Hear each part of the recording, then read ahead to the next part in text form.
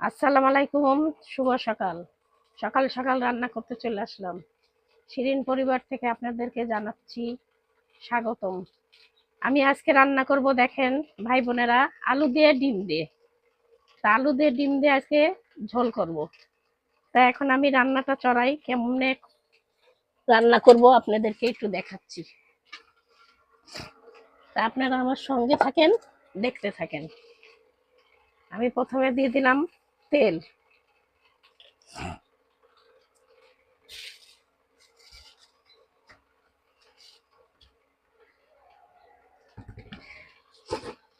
কড়াইতে দিয়ে দিলাম তেল।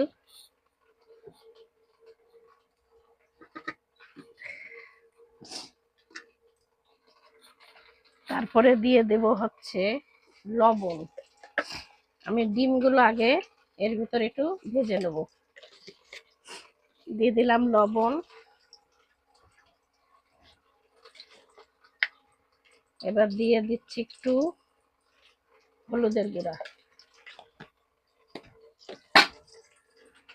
দিয়ে আমি এখন তেলটা ভালো করে গরম করে নেব।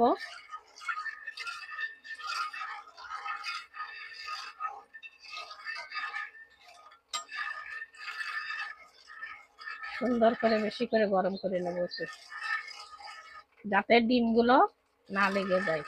তা ভাই বোনেরা, আপনারা কেমন আছেন? নিশ্চয়ই ভালো আছেন, সুস্থ আছেন।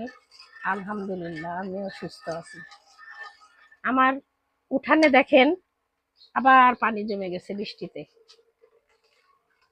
সারা রাত পানি হয়েছে, এই যে এখন মনে হয় একটু কমছে, দেখেন আবার পানি জমে গেল। এই বৃষ্টি আবার কবে থামবে? আবার পানি আস্তে আস্তে নামবে। তা আসেন এদিকে ডিম ভাজা দেখাই।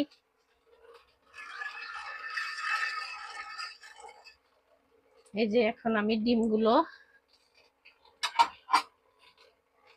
একটা একটা করে ডিমগুলো দিয়ে দিই।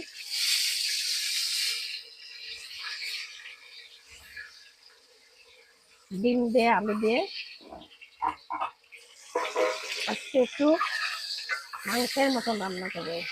এত গরম করে নিলাম, তারপরেও লেগে যাচ্ছে।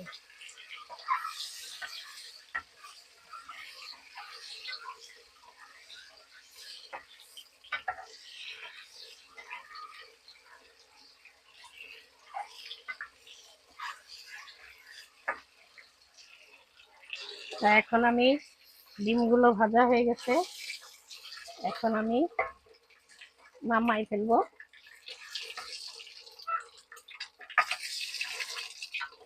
আমি এখন নামাই ফেলছি।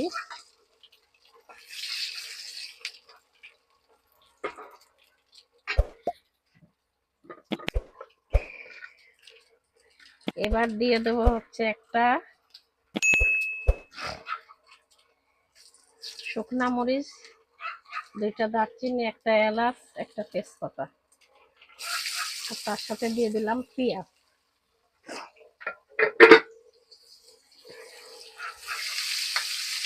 দিয়ে দিলাম পেঁয়াজ, দুইটা দারচিনি, একটা এলাচ দিছি, একটা তেজপাতা দিছি।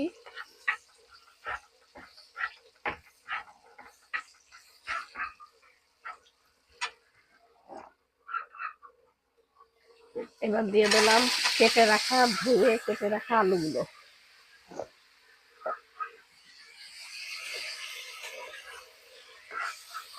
মুরগি কিনছি দুইটা, সেই মুরগিগুলো কক করছে, দেখেন আওয়াজ করছে। মনে হয় বিড়াল আছে, এই জন্য ভয় পাচ্ছে। বিড়ালকে দেখে মনে হয় সম্ভবত, এই জন্য মুরগিগুলো ভয় পাচ্ছে।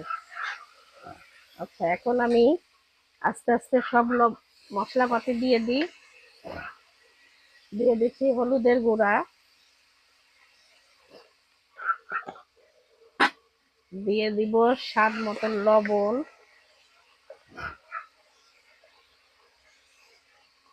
দিয়ে দিলাম স্বাদ মতন লবণ। এবার দিয়ে দেব মরিচের গুঁড়া, দিয়ে দিলাম মরিচের গুঁড়া। আর একটু দিয়ে দিব হচ্ছে আপনার আদা রসুন বাটা। ওই যে বললাম একটু মাংসের মতন করে রান্না করব, সব মশলাপাতি দিলাম। এবার আমি ভালো করে কষাই নিব।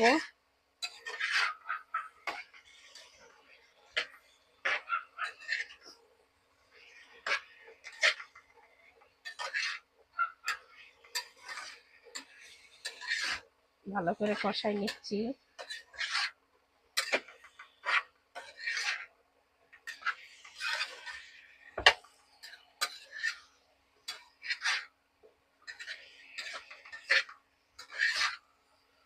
এবার মশলাগুলো কষানোর জন্য অল্প একটু পানি দিয়ে দেব।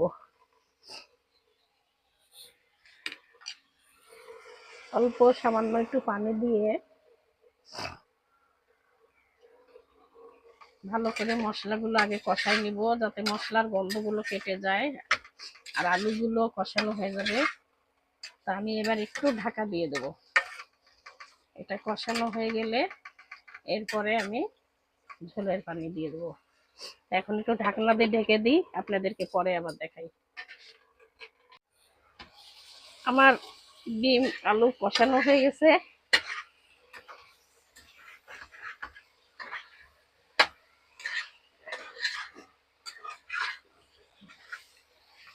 ঝোলের পানি দিয়ে দিই।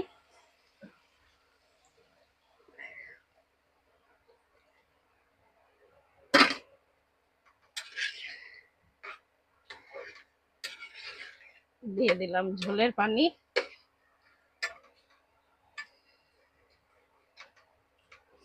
এখন আমি ডিমগুলো দিয়ে দেবো এর ভিতরে।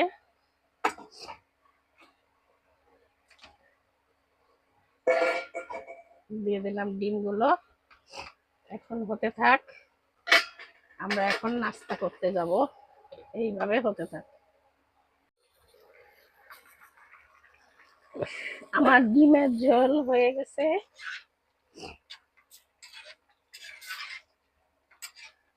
আলু দিয়ে ডিম ঝোল রান্না হয়ে গেছে। ভাই বোনেরা, আপনাদের কাছে যদি ভালো লেগে থাকে তা লাইক কমেন্ট শেয়ার করবেন। আমি এখানেই শেষ করে দিচ্ছি। আল্লাহ হাফেজ।